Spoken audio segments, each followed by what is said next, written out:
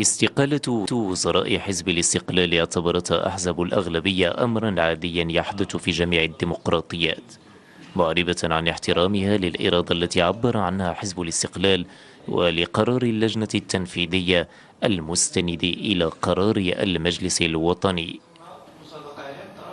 هذا قرارهم الشخصي وهم أحرار فيه. احنا بالنسبة لنا كنا ننتظر أن يكون هناك قرار مكتوب ويعني قرار نهائي، فالآن نحن بصدد قرار نهائي. بطبيعة الحال حزب العدالة والتنمية سيقوم بجمع مجلسه الوطني كما تدرسنا ذلك في الأمانة العامة الأخيرة من أجل اتخاذ التدابير الممكنة في المستقبل، لأن هناك سيناريوهات متعددة، ولكن الحسم في هذه السيناريوهات سيكون إن شاء الله في المجلس الوطني القادم. نحن نتأسف لهذا القرار الذي اتخذه الحزب، واعتبر حزب الاستقلال حزب وطني له دور كبير عليه أن يلعبه في الساحة الوطنية. اشتغلنا جميعا لعقود وعقود، ونعتبر أننا ما زلنا مطالبين بأن نستمر في العمل سويا خدمة لمصالح بلادنا.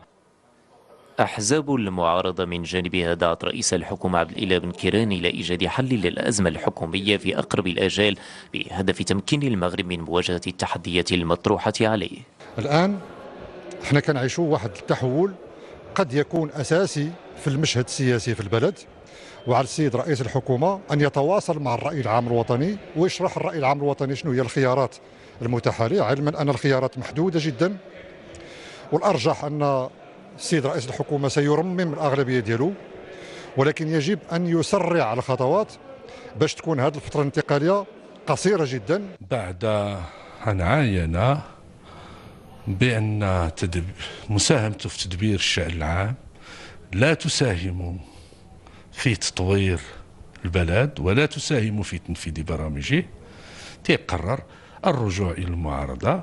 نقول لهم مرحبا في الموقع والصف الذي جمعنا مرارا واللي حققت مع بلادنا مكاسب كبرى.